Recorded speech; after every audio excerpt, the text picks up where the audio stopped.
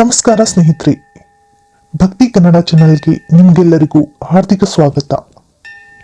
ಇಂದು ನಾವು ಅತ್ಯಂತ ಪ್ರಾಚೀನ ಮತ್ತು ಶಕ್ತಿಶಾಲಿ ಮಂತ್ರವಾದ ಅಷ್ಟ ದಿಗ್ಬಂಧನ ಮಂತ್ರದ ಬಗ್ಗೆ ತಿಳಿದುಕೊಳ್ಳೋಣ.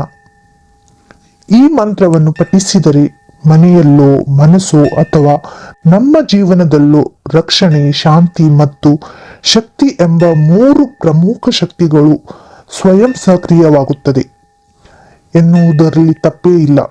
ಹಾಗಾದ್ರೆ ಸ್ನೇಹಿತರೆ, ಅಷ್ಟ ದಿಗ್ಬಂಧನೆ ಅಂದ್ರೆ ಏನು, ಇದರ ಅರ್ಥವೇನು ಎಂದು ತಿಳಿದುಕೊಳ್ಳೋಣ. ದಿಗ್ಬಂಧನ ಎಂಬುದು 8 ದಿಕ್ಕುಗಳನ್ನು ಶಕ್ತಿಯಿಂದ ಬಲಪಡಿಸುವುದು. ಆ ದಿಕ್ಕುಗಳು ಪೂರ್ವ, ಆಗ್ನೇಯ, ದಕ್ಷಿಣ, ನೈಋತ್ಯ, ಪಶ್ಚಿಮ, ವಾಯುವ್ಯ, ಉತ್ತರ ಮತ್ತು ಈಶಾನ್ಯ. ಪ್ರತಿ ದಿಕ್ಕಿಗೂ ದೇವಿ ಶಕ್ತಿ ಇದೆ ಮತ್ತು ಜೀವನದಲ್ಲಿ ನೆಮ್ಮದಿ ಇರಬೇಕಾದರೆ ಈ ದಿಕ್ಕುಗಳು ಸಮತೋಲನದಲ್ಲಿರಬೇಕು. ಅಷ್ಟ ದಿಗ್ಬಂಧನ ಮಂತ್ರವು ಈ 8 ದಿಕ್ಕುಗಳಿಗೆ ದೈವಿ ರಕ್ಷಣಾ ವಲಯವನ್ನು ಸೃಷ್ಟಿಸುತ್ತದೆ.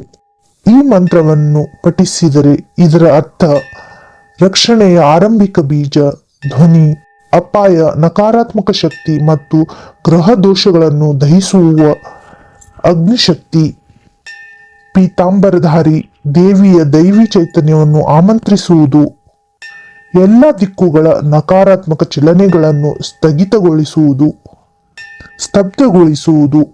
ಅಂದರೆ ಹಾನಿ ನಿಲ್ಲಿಸು, ರಕ್ಷಣಾ ವಲಯವನ್ನು ಪೂರ್ಣಗೊಳಿಸುವ ಅಂತಿಮ ಶಕ್ತಿ ಈ ಮಂತ್ರಕ್ಕಿದೆ. ರಾಮಾಯಣ ಮತ್ತು ತಂತ್ರಶಾಸ್ತ್ರಗಳಲ್ಲಿ ಈ ಮಂತ್ರದ ಪ್ರಸ್ತಾಪವಿದ್ದು, ಸಾಧಕನ ಮನಸ್ಸು ಮತ್ತು ಮನೆ ಎರಡೂ ರಕ್ಷಿತವಾಗಿರಲು ಬಳಸಲಾಗುತ್ತದೆ.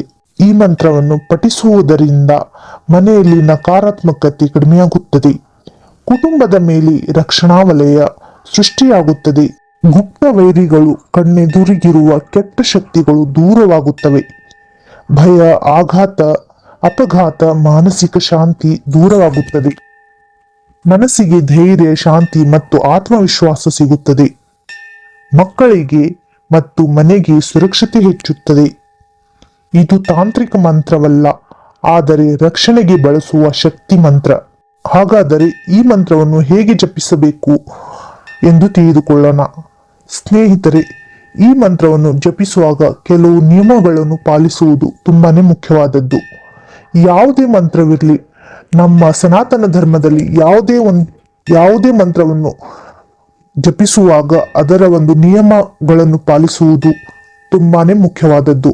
ಈ ಮಂತ್ರ ಯಾವುದೆಂದರೆ, ಜಾಗೃತೆಯಿಂದ ಕೇಳಿರಿ ಮತ್ತು ಜಾಗೃತೆಯಿಂದ ಜಪಿಸಿರಿ. ಓಂ ರೀಂ ಟನ್ ಟಹ ಜ್ವಾಲಿನಿ ಜ್ವಾಲಿನಿ ರೀಂ ಪೀತಾಂಬರ ದೇವಿ ಸರ್ವಶಕ್ತಿ ಸ್ತಂಭಾಯ ಸ್ತಂಭಾಯ ರೀಂ ಟಹ ಟಹ ಸ್ವಾಹ. ಓಂ ರೀಂ ಟನ್ ಟಹ ಜ್ವಾಲಿನಿ ಜ್ವಾಲಿನಿ ರೀಂ ಪೀತಾಂಬರ ದೇವಿ ಸರ್ವಶಕ್ತಿ ಸ್ತಂಭಾಯ ಸ್ತಂಭಾಯ ರೀಂ ಟಂ ಟಹ ಸ್ವಾಹ.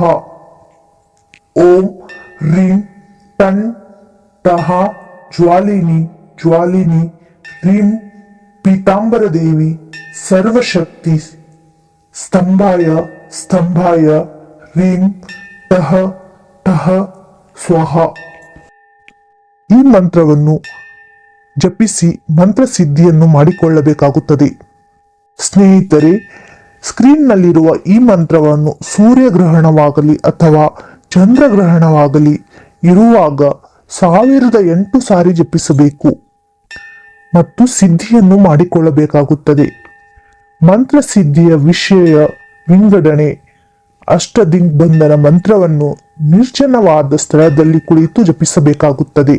ಮಂತ್ರಸಿದ್ಧಿ ಮಾಡಿಕೊಳ್ಳುವಾಗ ಕೆಲವೊಂದು ನಿಯಮಗಳನ್ನು ಅತ್ಯಂತ ಜಾಗರೂಕತೆಯಿಂದ ಪಾಲಿಸಬೇಕಾಗುವುದು. ಮಂತ್ರಪಠಣದ ಸ್ಥಳವನ್ನು ಸ್ವಚ್ಛ ಮಾಡಿ ನೀರಿನಿಂದ ಶುಚಿ ಮಾಡಬೇಕು. ಕೆಂಪು, ಹಳದಿ, ಬಿಳಿ ಪುಡಿಯಿಂದ ಮಂಡಲವನ್ನು ಚೌಕಾಕಾರವಾಗಿ ಬರೆದು 4 ಮೂಲೆಯಲ್ಲಿ ವಿಳೆದೆಲೆ ಹಾಗೂ ಅಡಿಕೆಗಳನ್ನು ಇಟ್ಟುಕೊಳ್ಳಬೇಕು. ಹಾಗೂ 4 ಮೂಲೆಗೆ 4 ಮೂಲೆಗೆ ನಿಂಬೆಕಾಯಿಗಳನ್ನು ಇಡಬೇಕು. ಮಧ್ಯದಲ್ಲಿ ನೀರು ತುಂಬಿದ ತಂಬಿಗೆಯನ್ನು ಇಡಬೇಕು. ಅದರ ಮೇಲೆ ತೆಂಗಿನಕಾಯಿಯನ್ನು ಎಲೆಗಳೊಂದಿಗೆ ಇಟ್ಟು ಕುಂಕುಮ ಬೊಟ್ಟು, ವಿಭೂತಿ ಹಾಗೂ ಭಂಡಾರವನ್ನು ಹಚ್ಚಿ ಹೂವಿನಿಂದ ಅಲಂಕಾರ ಮಾಡಿಕೊಳ್ಳಬೇಕು. ಸಾಧಕರು ಈ ತಂಬಿಗೆಯ ಮುಂದೆ ಕುಳಿತು ಮೇಲೆ ಹೇಳಿದ ಮಂತ್ರವನ್ನು 1008 ಸಲ ಜಪಿಸಿಕೊಂಡು ಸಿದ್ಧಿ ಮಾಡಿಕೊಳ್ಳಬೇಕಾಗುತ್ತದೆ. 21 ದಿನಗಳವರೆಗೆ ಜಪಿಸಬೇಕು. ಅಂದರೆ ಈ ಮಂತ್ರವು ಸಿದ್ಧಿಯಾಗುವುದು ಖಂಡಿತ. ಪುನಃ ಎಲ್ಲವನ್ನು ಮುಗಿಸಿಕೊಂಡು ಮರಳಿ ಬರುವಾಗ ಶ್ರೀ ಕಾಲಕಾಲೇಶ್ವರ ದೇವಸ್ಥಾನಕ್ಕೆ ಹೋಗಿ ಭಕ್ತಿಯಿಂದ ಕಾಯಿ ಕರ್ಪೂರ ಸಲ್ಲಿಸಿ ಪೂಜೆ ಪುನಸ್ಕಾರ ಮಾಡಿ ಮನೆಗೆ ಹಿಂತಿರುಗಬೇಕು. ಮಂತ್ರವನ್ನು ರವಿವಾರ ಅಥವಾ ಗುರುವಾರದಂದೇ 1008 ಸಲ ಜಪಿಸಬೇಕು. ಅಂದ್ರೆ ಸಿದ್ಧಿಯಾಗುವುದು. ಸ್ಮಶಾನಕ್ಕೆ ಹೋಗುವ ಕಾಲಕ್ಕೆ ಅಷ್ಟ ದಿಗ್ಬಂಧನ ಮಂತ್ರವನ್ನು ಜಪಿಸಿ ರುದ್ರಭೂಮಿಯಲ್ಲಿ ಕುಳಿತು ಯಾವ ತಮ್ಮ ಕೆಲಸಗಳಿಗೆ ಹೇಗೆ ಪ್ರಯೋಗಿಸಬೇಕು ಎಂಬುದನ್ನು ವಿಚಾರಿಸಿ ಅದರ ಮೇಲೆ ಪ್ರಯೋಗಿಸಿದರೆ ತಮ್ಮ ಹಿಡಿದ ಕಾರ್ಯವು ಸಿದ್ಧಿಯಾಗುವುದು ಖಂಡಿತ.